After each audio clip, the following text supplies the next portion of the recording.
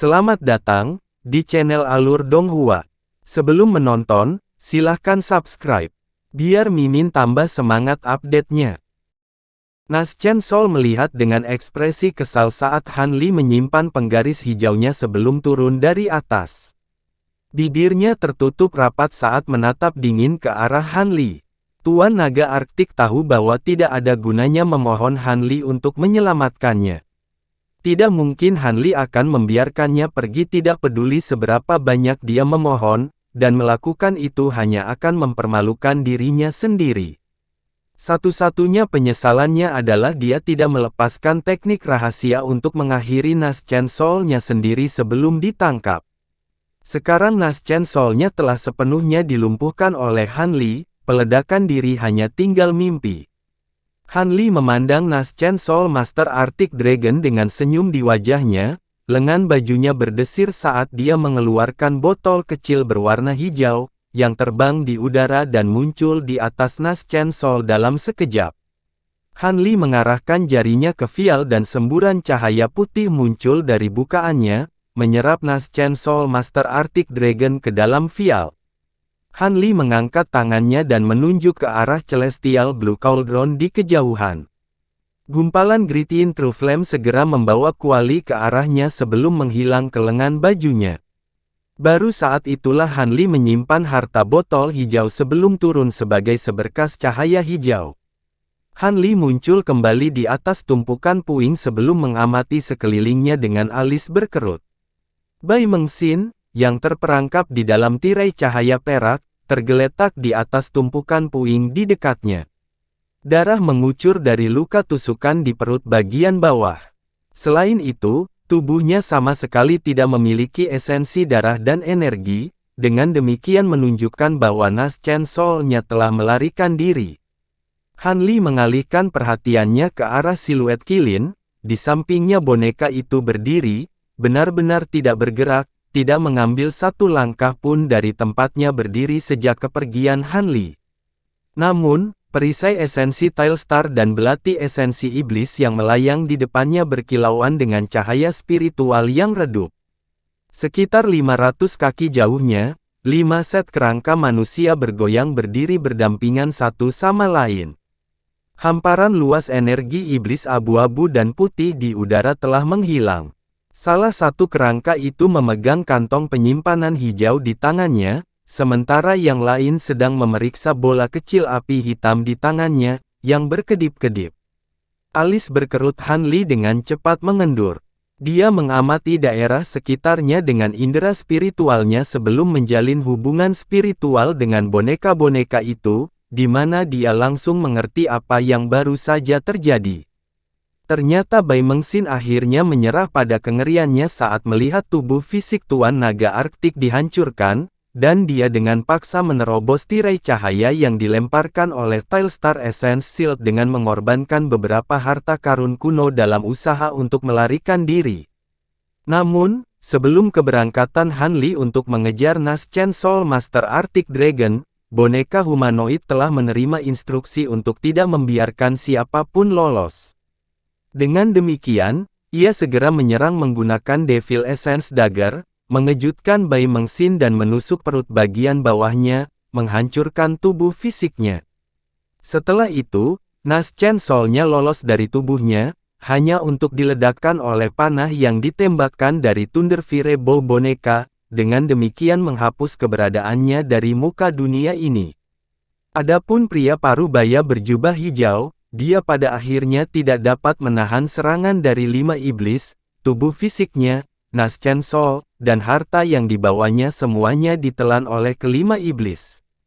Hanya kantong penyimpanannya dan sisa api glasialnya yang tersisa. Setelah mengetahui apa yang terjadi, Han Li menghela nafas lega dan menunjuk ke arah 5 setan. Kantung penyimpanan dan api glasial hitam di tangan mereka segera terbang ke arahnya. Han Li memeriksa kantong penyimpanan sejenak sebelum memasukkannya ke dalam sakunya. Dia lebih tertarik pada bola api glasial hitam. Setelah ragu-ragu sebentar, dia menggosok kedua tangannya. Petir yang keras meletus ketika busur tipis petir emas yang tak terhitung jumlahnya ditembakkan dari tangannya, menjerat api hitam di dalamnya untuk membentuk bola emas seukuran kepalan tangan. Dia menepuk kantong penyimpanan dan mengeluarkan kotak es mendalam glasial, yang dia lemparkan ke bola emas sebelum menyimpan kotak itu lagi. Dia kemudian mengalihkan perhatiannya ke tubuh Bai Mengxin. Setelah ragu-ragu sebentar, dia mengayunkan lengan bajunya ke udara dan melemparkan bola api merah tua. Tubuh itu langsung diselimuti api yang membakar, tetapi bola api putih kemudian segera menggeliat keluar dari tubuhnya. Jatuh di udara, memadamkan api di sekitarnya, sebelum menyatu untuk membentuk bola api putih lagi ketika mencoba menggeliat kembali ke tubuh.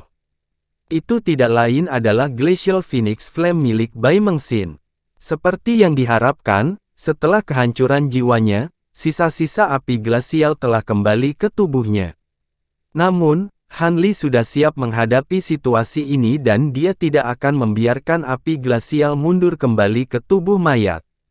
Dia membentangkan tangannya sebelum menutup jari-jarinya meraih api dari jauh. Sebuah tangan besar yang terwujud dari Purple Apex Flames segera muncul di udara di atas api glasial, sebelum turun dengan sangat cepat. Bola api putih langsung terjerat oleh tangan sebelum yang terakhir terbang kembali ke udara. Han Li memalsukan gerakan meraih dengan tangannya lagi dan kantong penyimpanan di tubuhnya juga terangkat ke udara sebelum mendarat di tangannya. Adapun bola Glacial Phoenix Flames ini, Han Li menggunakan metode yang sama lagi, menjeratnya di dalam bola petir Divine Devil Bane sebelum menyegelnya di Profound Ice Box. Sebagian besar api Gletser telah menghilang karena pemiliknya telah mati, tetapi sisa-sisanya adalah yang paling murni dari api itu. Jika dia bisa menggunakannya atau menggabungkannya ke dalam Purple Apex Flames, kecakapan tempurnya akan ditingkatkan lagi. Tentu saja, ini bukan waktunya untuk melakukan percobaan seperti itu. Terakhir, Han Li memeriksa tubuh Tuan Naga Arktik. Apa yang mengejutkannya adalah bahwa Goldwyn Raccoon yang agak diwaspadai tidak ada di kantong binatang roh Master Arctic Dragon. Dia tidak tahu mengapa, tapi dia tidak bisa diganggu oleh itu saat dia menyimpan kantong penyimpanan Master Arctic Dragon. Setelah melakukan itu, Han Li berbalik ke arah siluet kilin dan lencana jade yang mendalam itu, di mana ekspresi muram muncul di wajahnya. Siluet ini adalah benda mati, tetapi dijiwai dengan kekuatan spiritual yang luar biasa. Selain itu agak aneh karena terwujud dari beberapa jenis ki glasial, tetapi juga telah dimanifestasikan dari kekuatan spiritual murni. Dia tidak dapat mengidentifikasi apa yang terdiri dari konstituen sebenarnya. Setelah ragu-ragu sebentar, dia perlahan mengangkat tangan dan cahaya keemasan melintas di ujung jarinya saat dia bersiap untuk melepaskan seberkas pedang ki untuk menguji reaksinya. Namun, tepat pada saat ini, semburan api merah tiba-tiba keluar dari lengan bajunya sebelum menghilang ke dalam siluet kilin. Kilatan cahaya merah kemudian muncul, bermanifestasi menjadi Fire Raven. Ini adalah makhluk roh yang dimanifestasikan dari Gritin True Flame. Fire Raven tampaknya tidak terlalu menikmati di dalam siluet kilin, ia mulai menyerap ki putih di sekitarnya, yang terdiri dari siluet kilin. Ekspresi Han Li sedikit berubah saat melihat ini dan dia meletakkan tangannya. Setelah ragu-ragu sejenak, dia memutuskan untuk membiarkan Fire Raven melakukan apa yang diinginkannya sementara dia mengalihkan perhatiannya. Keributan yang terdengar dari dalam batasan telah sedikit mereda, tetapi masih belum sepenuhnya berhenti. Tampaknya biksu berjubah abu-abu dan wanita tua itu masih terkunci dalam pertempuran sengit. Karena dikaburkan dalam batasan, mereka berdua belum menyadari bahwa pertempuran di luar telah berakhir. Mereka juga tidak dapat membayangkan bahwa jiwa Han Li yang baru lahir pertengahan akan mampu membunuh tahap yang terlambat dan dua Midnight Chainsaw. Hanya kira-kira 10 menit sejak dimulainya pertempuran. Cahaya hijau meletus dari tubuh Han Li saat dia melesat maju sebagai seberkas cahaya hijau, tiba di atas penghalang cahaya 5 warna dalam sekejap mata sebelum mengamati situasi di bawah. Senyum dingin kemudian muncul di wajahnya saat boneka humanoid dan 5 kerangka terbang ke arahnya atas perintahnya. Pada saat yang sama, 36 pedang emas kecil terbang keluar dari lengan baju Han Li, berubah menjadi 36 garis cahaya keemasan yang berputar di atas kepalanya. Dia melemparkan beberapa teknik surgawi ke pedang secara berurutan. Garis-garis cahaya keemasan bergetar sebelum segera berlipat ganda untuk membentuk lebih dari 100 pedang yang identik. Pedang kemudian menyebar dan terbang menuju penghalang cahaya di bawah. Adegan yang mencengangkan kemudian terjadi, semua pedang tiba-tiba menghilang ke udara tipis. Dia telah membuat formasi pedang Aureate yang telah mencakup seluruh area ini. Pada saat ini, Han Li tiba-tiba mengangkat tangan dan seberkas cahaya kuning melesat, berputar di udara di atas penghalang cahaya sebelum berubah menjadi tongkat biksu yang berkilauan dengan cahaya kuning redup. Dia menutup matanya tanpa ekspresi dan membuat segel tangan saat dia mulai bernyanyi dengan suara rendah, menyuntikkan kekuatannya ke dalam tongkat. Tongkat itu bergetar pelan sebelum meluas secara drastis di tengah bola cahaya kuning yang menusuk. Dalam sekejap mata, itu telah berubah menjadi tongkat raksasa yang panjangnya lebih dari 100 kaki dan setebal tangki air. Nyanyian Han Li terhenti saat dia membuka matanya dengan ekspresi tenang. Dia melihat ke bawah ke cahaya di bawahnya sebelum menggosok kedua tangannya, di mana bola cahaya Buddha 7 warna muncul di antara telapak tangannya. Dia menopang bola cahaya Buddha di satu tangan sebelum melemparkannya ke udara, di mana bola itu mengenai tongkat biksu dalam sekejap. Staf awalnya memancarkan cahaya kuning ketika tiba-tiba, lapisan tambahan cahaya Buddha 7 warna muncul di sekitarnya. Pada saat yang sama, mulai mengeluarkan suara dering yang rendah. Pergi, perintah Han Li sambil menunjuk tongkat biksu. Tongkat raksasa itu segera runtuh atas perintahnya, menyerang penghalang cahaya. Ledakan yang menghancurkan bumi meletus dan ledakan gemuruh terdengar di seluruh gua bawah tanah. Penghalang cahaya 5 warna di bawah hanya berhasil menahan kekuatan tongkat biksu selama sepersekian detik sebelum benar-benar hancur. Pecahan penghalang cahaya yang luas direduksi menjadi bintik cahaya spiritual sebelum menghilang. Setelah Han Li melihat situasi di dalam penghalang cahaya, ekspresinya menegang sebelum ekspresi aneh muncul di wajahnya.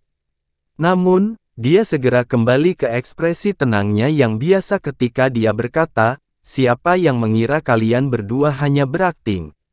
Bagaimana kalau aku bergabung dengan kalian berdua juga? Jika tidak, akan sangat disayangkan jika kalian berdua tidak punya lawan." Di bawah penghalang cahaya yang baru saja hancur, biksu berjubah abu-abu dan wanita tua itu sedang duduk di atas 2 batu besar yang jaraknya hanya sekitar 100 kaki satu sama lain. Keduanya memejamkan mata rapat saat mereka bermeditasi dalam posisi duduk. Di antara mereka berdua, ada makhluk roh aneh seperti tikus yang hanya seukuran kepalan tangan. Namun, saat perutnya kembung dan mengempis, semburan ledakan terdengar, membuatnya terdengar seolah 2 kultivator yang kuat terlibat dalam pertempuran sengit. Keduanya segera membuka mata setelah penghalang cahaya dihancurkan oleh Han Li. Keduanya mengarahkan perhatian ke atas dan terkejut melihat Han Li yang menyapa mereka. Pada saat yang sama, penghalang cahaya hijau dan kuning menyelimuti mereka berdua. Meskipun itu jauh lebih kecil dari penghalang cahaya 5 warna sebelumnya, itu masih cukup untuk mencakup mereka berdua. Di tengah penghalang cahaya, kain bordir semi-transparan perlahan berputar. Penghalang cahaya ini dilepaskan oleh kain. "Bagaimana mungkin kamu?" Wajah keriput wanita tua itu tergores rasa tidak percaya. Biksu berjubah abu-abu itu juga menunjukkan ekspresi yang sama. Han Li menatap penghalang cahaya baru dan kain bordir di bawah saat senyum tipis muncul di wajahnya. "Sepertinya kalian berdua telah menghabiskan banyak usaha dalam hal ini, untuk berpikir bahwa kalian akan menggunakan harta karun untuk menyembunyikan kehadiran kalian." Tes. Aku bertanya-tanya mengapa aku tidak dapat melihat melalui teknik ilusi dengan Bright Side Spirit Eyes. Ternyata selama ini kalian berdua bersembunyi di sini sambil menyusun strategi. Aku benar-benar mengagumi kalian berdua karena kebijaksanaan kalian. Han Li mengekspresikan kekaguman dengan kata-kata satirnya. Biksu berjubah abu-abu akhirnya berhasil menenangkan diri dan mengucapkan doa Buddhis sebelum berkata, seperti yang diharapkan, Anda memang sangat kuat, rekan Taois Han, bahkan 3 rekan Taois lainnya tidak dapat menangkap Anda. Omong-omong, di mana 3 lainnya? Apakah mereka sudah meninggalkan gua? Biksu itu mengalihkan pandangannya ke sekeliling gua saat dia berbicara, dan sedikit panik muncul di hatinya saat mengetahui bahwa Tuan Naga Arktik dan 2 lainnya tidak dapat ditemukan. Dia jelas tidak berpikir bahwa Han Li akan memiliki kesempatan untuk dapat membunuh mereka bertiga. Han Li menyipitkan matanya dan menggelengkan kepalanya, lalu mengangguk. Dia menghela nafas panjang tetapi menahan diri untuk tidak mengatakan apapun. 2 orang di bawah agak bingung. Wanita tua itu kehilangan kesabarannya terlebih dahulu, dan menatap Han Li sambil menggerutu, "Huff, mengapa kamu melakukan tindakan samar ini, rekan Taois? Jika Tuan Naga Arktik dan 2 lainnya telah meninggalkan gua, maka ketiganya dari kita harus keluar juga. Jika tidak, kita akan terjebak begitu mereka memanggil lebih banyak kultivator dari Istana Malam Utara. Tidak perlu bagimu untuk mengkhawatirkan mereka, ketiganya telah mati di tanganku. Sebenarnya, Tuan Naga Arktik meninggalkan Naschen Sol bersamaku. Apakah kalian berdua ingin melihatnya untuk terakhir kali sebelum aku mengirimmu dalam perjalanan?" Han Li bertanya dengan dingin. Wanita tua itu awalnya tercengang oleh kata-kata Han Li sebelum ekspresi marah muncul di wajahnya saat dia bertanya, "Kamu mengalahkan Tuan Naga Arktik? Itu tidak mungkin. Dan apa maksudmu dengan mengirim kami dalam perjalanan?" "Tidak banyak. Aku tidak tahu hubungan seperti apa yang kalian berdua bagikan, atau niat apa yang kamu sembunyikan, dan aku tidak dapat diganggu untuk mempertimbangkan hal-hal itu sekarang. Namun, yang aku tahu bahwa kalian berdua meninggalkan saya di sini untuk melawan kultivator Istana Malam Utara, namun Anda berkomplot melawan pada akhirnya. Hanya itu yang perlu saya ketahui. Saya benci tidak lebih dari digunakan oleh orang lain. Selain itu, saya tidak ingin orang lain tahu bahwa aku memiliki harta karun roh ilahi, jadi kalian berdua harus menghilang dari dunia ini." Setelah mengatakan semua itu, dia menutup matanya dan mengabaikan mereka berdua sebelum membuat segel tangan sambil melantunkan mantra dengan suara rendah. Biksu berjubah abu-abu dan wanita tua merasakan fluktuasi ki spiritual di dekatnya, dan mereka buru-buru melihat sekeliling dengan bingung. Beberapa ratus kaki jauhnya, kilatan cahaya keemasan yang tak terhitung jumlahnya muncul, diikuti untaian benang emas setipis rambut mulai muncul. Mereka melintas dan bergerak menyatu ke tengah. Mereka melakukannya tanpa suara sama sekali, menciptakan pemandangan yang sangat menakutkan dan aneh untuk dilihat. Wanita tua itu melihat sekeliling sebelum berseru, "Ini formasi pedang." Hati biksu berjubah abu-abu itu tersentak dan dia mencoba untuk menahan terkejutnya terhadap kematian Tuan Naga Arktik saat dia berteriak, "Saya pikir ada kesalahpahaman, Saudara Han, kami berdua tidak memiliki niat buruk terhadap Anda.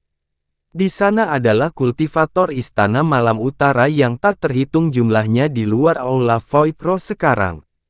Jika mereka tidak melihat Tuan Naga Arktik muncul dari tempat ini, Anda tidak akan bisa pergi. Apa yang harus kita lakukan sekarang adalah menggabungkan kekuatan untuk memerangi musuh bersama. Sedangkan untuk harta karun roh ilahi, kita dapat bersumpah dengan sumpah darah untuk merahasiakan masalah ini." Han Li terkekeh menanggapi, "Tidak perlu untuk itu. Orang mati jauh lebih dapat diandalkan dalam hal kerahasiaan. Jangan sia-siakan kata-katamu, Broter Mo Jiu. Lihatlah harta di belakangnya, dengan hal-hal yang mendukungnya, tidak mungkin dia untuk mematuhi kita." Wanita tua itu terkekeh dingin ketika dia membalik tangannya untuk mengeluarkan tongkat kuningnya. Biksu itu goyah setelah mendengar itu dan baru kemudian dia mengalihkan perhatiannya ke boneka humanoid dan 5 kerangka di belakang Han Li, di mana ekspresinya sedikit berubah.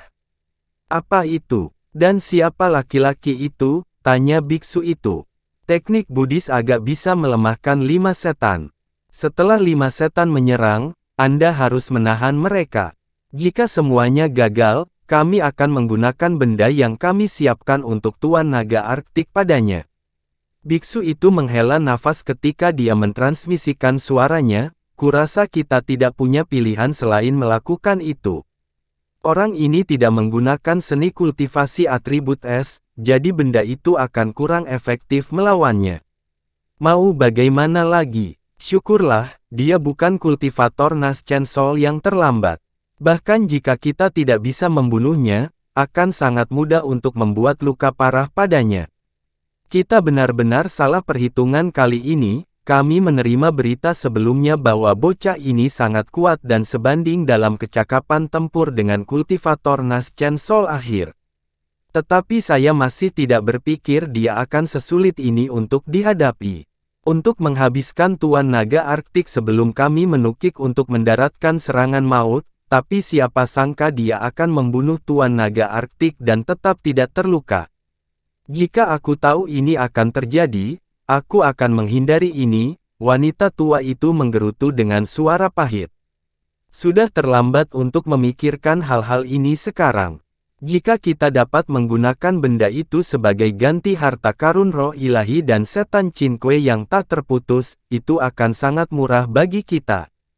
Biksu itu juga melepaskan segala upaya untuk mencoba dan menenangkan Han Li. Dia melihat sekeliling pada benang emas yang menyatu ke arah mereka, dan ekspresinya juga menjadi gelap. Pada saat yang sama, energi gelap dan menyeramkan muncul dari tubuhnya, sangat kontras dengan fasad kebajikan yang dia kenakan sebelumnya. Wanita tua itu masih menggerutu pelan, tapi dia juga beraksi. Dia melemparkan tongkatnya ke udara dan cahaya kuning cemerlang meletus, di dalamnya monster mirip kuda kuning dengan gading ganas muncul. Monster itu berputar di udara atas dan membuka mulutnya, mengeluarkan seberkas cahaya kuning yang tak terhitung jumlahnya menyapu ke arah tertentu. Garis-garis cahaya adalah pedang emas miniatur yang tak terhitung jumlahnya, semuanya berkilauan dengan cahaya dan tampak sangat tajam. Sementara itu, biksu itu menyatukan tangannya, di mana bola cahaya perak muncul di masing-masing tangannya. Dia melemparkan bola cahaya ke udara dan melebar secara drastis dalam sekejap mata sebelum meluncur ke arah yang sama. Han Li sudah membuka kembali matanya saat dia berdiri di udara dan ekspresinya tetap tenang saat melihat serangan yang akan datang. Dia melihat pedang kuning miniatur dan 2 roda perak menabrak benang emas secara berurutan, hanya untuk direduksi menjadi besi tua dalam sekejap jatuh ke tanah. Formasi pedang macam apa ini? Bagaimana bisa begitu kejam? Wanita tua dan biksu itu menarik napas tajam secara bersamaan. Mereka memandang satu sama lain dengan ekspresi terkejut dan ngeri. Namun, mereka pasti tidak akan menyerah begitu saja. Wanita tua itu membalik telapak tangannya dan harta karun kuno berbentuk persegi panjang berwarna biru muncul di tangannya. Dia melantunkan sesuatu sebelum melemparkan batu bata itu ke udara, yang di atasnya secara drastis membengkak menjadi seukuran paviliun dalam sekejap mata. Kemudian terbang dengan kekuatan dahsyat di tengah semburan cahaya biru yang menusuk. Hal yang sama terjadi lagi. Benang emas di udara melintas serempak dan harta itu langsung diiris menjadi potongan yang tak terhitung jumlahnya, menghilang seperti kembang api biru. Emosi wanita tua itu akhirnya menjadi lebih baik setelah melihat itu, dan dia berseru, "Tidak mungkin." Batu bata biru emas dimurnikan dari esensi emas biru dan hampir tidak bisa dihancurkan. Bagaimana bisa dihancurkan dengan begitu mudah? Alis biksu berjubah abu-abu itu berkerut saat dia melepaskan tangisan rendah sebelum tiba-tiba menunjuk ke arah makhluk roh seperti tikus. Cahaya abu-abu tiba-tiba mulai mengalir di atas permukaan tubuh binatang roh itu dan perutnya membengkak. Dalam sekejap mata, telah membengkak beberapa kali dari ukuran aslinya sebelum membuka mulut kecilnya yang runcing di tengah letupan yang tumpul. Semburan gelombang suara abu-abu meletus dengan keras dari mulut binatang buas itu, menciptakan gelombang turbulen yang mengamuk menyapu ke arah benang emas. Kemampuan biksu untuk berpikir cepat di bawah tekanan terlihat jelas. Melihat harta karun dengan substansi tidak dapat menembus formasi pedang ini, dia segera berpikir untuk melepaskan serangan yang tidak penting untuk membombardir formasi tersebut. Namun, dalam seni pedang Azure Essence bahwa sekali seseorang menguasai formasi pedang Aureate, mereka akan tak terkalahkan di dunia manusia.